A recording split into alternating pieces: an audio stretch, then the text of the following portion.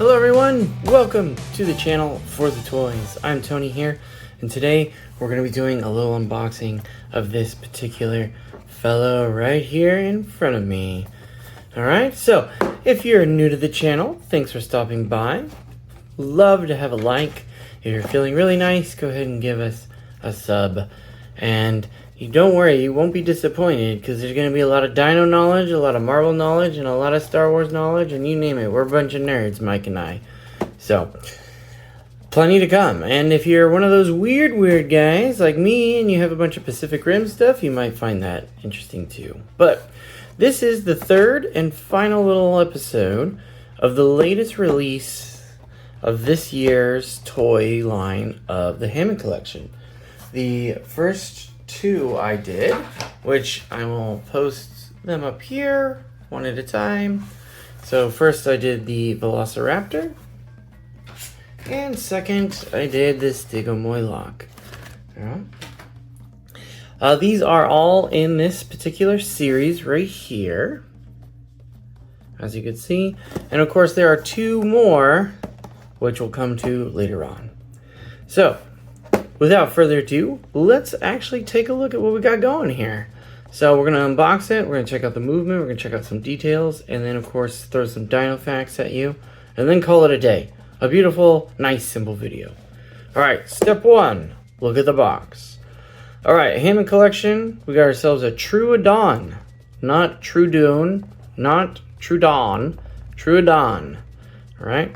It is a True FX. Now, if you're not sure what that means, according to Mattel, it means this right here.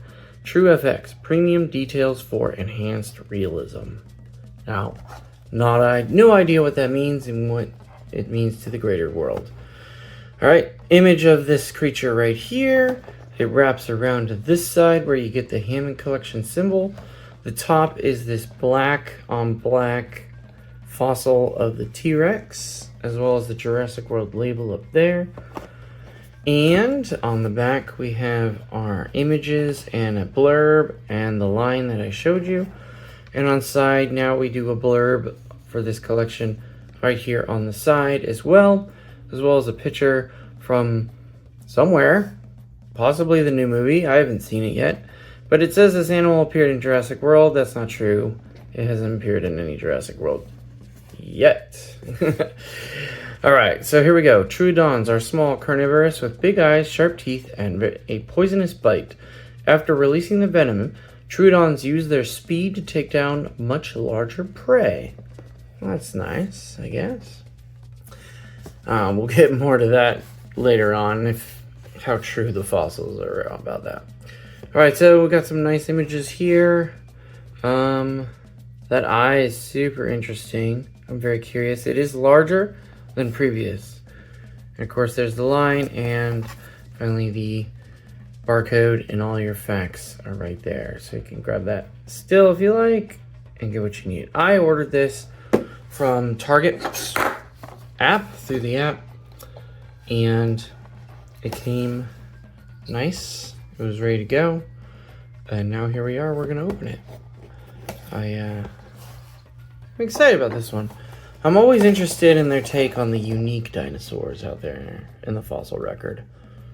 So here we go. This is a nice little layout. I like that shot. And then it has a new box style. So it's blue.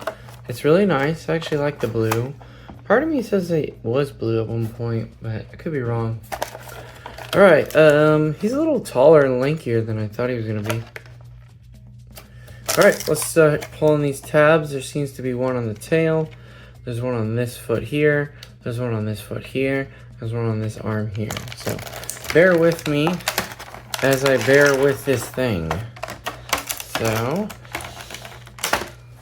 to spew a little facts while I'm doing this at the same time. Troodons are from the Cretaceous period. Pretty much like everything in the Jurassic franchise, because when you think Jurassic, you think Cretaceous, which is really funny. But hey, that's when dinosaurs were coming to their peak and things were about to end really quickly. Alright, got them all. This one's still hanging in there. All right, so let's pull this tail out first. Take a look at it. Has your standard just hole socket. Pull him out like so. Toss that on the ground. And take a look at this. Wow. Good golly. Look at that detail. Look at just okay. All right, and losing sight here. All right, so we put the tail in. It has a standard socket like that, standard like that. I like to do kind of like a push twist until it pops. You hear it? All right. Movement, standard theropod bipedal dinosaur movement. It looks like we got leg can go back forth. We have the knee joint back forth, rotate, because you know all of our MCLs and ACLs tend to do that in real life, right? Foot, rotate, back, forth. Arm, shoulder joint can rise up, can rotate around like so. Elbow, rise up and down, rotate. The hands are, they don't have any movement to them, but they are kind of rubbery almost. One thing that stands out to me is no painted nails. No painted nails? I thought we were past this part in our lives together, Mattel. Oh my goodness. Everybody has painted nails. Except for this guy, apparently. Alright, legs. Little spread. Little close, little spread. Neck. He's got a heck of a neck. And you can see there's a joint here, unlike the other two that I opened. So he can come down. He can come all the way up. He can rotate that way. That way. This head can go up, down. All the way up. Rotate. Down. Jaw. Open. Close. Open. Has the plates in there. There's some little detail in there you can see. It's nice. Eyes. Come on. The eyes are like a foggy glass. I guess it's supposed to mimic like night vision. It has these frills. These are solid. These are fairly solid. These feathery frills. Tail. Move around. It is rubberized, so we can bend it like that. And we can bend it all the way right there. Alright, there's a little bit of a gap there, so I'm going to be careful with mine. So you do what you like on yours. But it's definitely risky, that tail. That tail movement is incredibly risky right there. So he is not going to get a lot of tail movement. That's a shame. Coloring. It's outstanding. It looks like paint splatter, but it's like really impressive detail on here. Skin tone is a little toned down because the paint pattern is pretty intense. Man, that's really... Whew. Alright. If you don't look at it, it doesn't exist, right? We'll turn it around this way. Alright. Bi-coloring, tiny bit. Only in the jaw and the neck. Alright. Let's see if he stands. He does stand pretty well. Oops, sorry about that, folks. He's got a interesting look. He looks like if Big Bird was angry at the world and wanted to kill you. Like if he didn't have feathers. So it's like a naked Big Bird. Alright, let's do some comparisons. This animal compared to, we'll just take the most recent one, a Velociraptor. So a little taller in terms of possibilities. Length is shorter. Overall bulk is this one's bulkier. This is a little just longer legs, as you can see. Longer neck. Skull and jaws seem to be a little bit different. So you have a narrower jaw. Alright. Let's compare him to a human now. Probably, I don't know, thinking the only human that would probably know what the heck this is. Let's go with the man himself, Dr. Grant. All right, so here's height compared to the human figures. Width. Of course, the front view.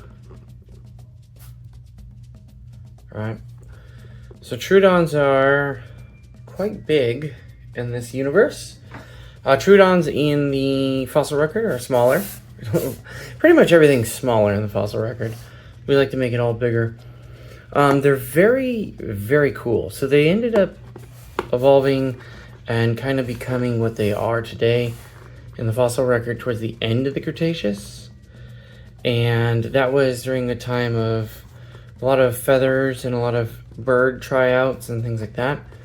But today, there was some talk, and even some paleontologists even suggested that if Troodons were not extinct via meteorite, Chicxulub, that Troodons were on their way to becoming a possible sentient almost species. For their size, their brain cavity was larger than anticipated.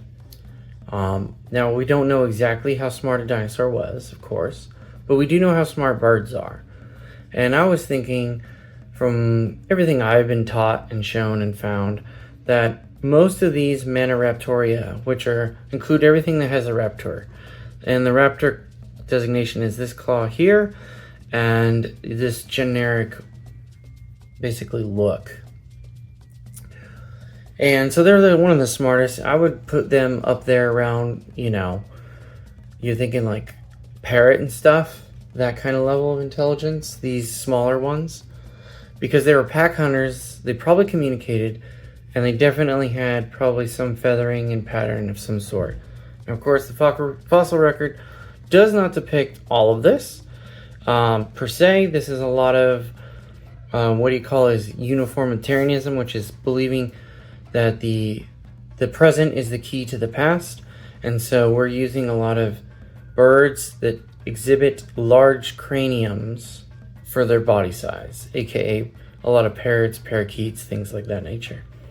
Now these guys, I believe, were only about 4 feet, 3 to 4 feet originally, and they're about 5 feet long. This one is a bit too big, but we've already gone over that. That's the Jurassic World way. You gotta have big animals in a movie to make it scary, I guess.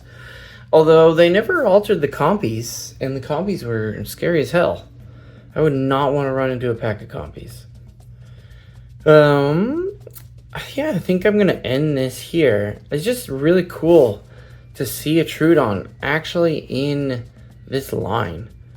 It's such a mysterious, weird dinosaur. If you're ever bored, go ahead and just look them up. You'll find crazy images of them. Some of them make them like hominoids or humanoid looking if they evolved long enough. Some of them are like little tiny things. Some of them are just kind of walking around and like using tools. It's just so weird. They're one of the weirdest ones that the dinosaur record seems to have. But I'm interested that if this one's coming to the big screen, I'm curious how it's depicted. They are supposedly pack hunters, however not this big. The venom is completely cinema made up and most likely not true. Mostly because these guys were way too close to birds versus reptiles. And most reptiles have the venom in the world, while most birds did not. They have the intelligence and the understanding and the night vision. I'm guessing this is what it's supposed to be. Large eye. So Alright, well, I'm going to leave this at that. It was a fun little open. A really cool addition. Or as what's that? The tour guide says, a deadly addition to Jurassic World. Alright, so, I love it. Thank you for watching. I hope everyone has a wonderful rest of their day. And as always, right folks, as Mike can always say, thank you for watching and for the toys. Woo! What?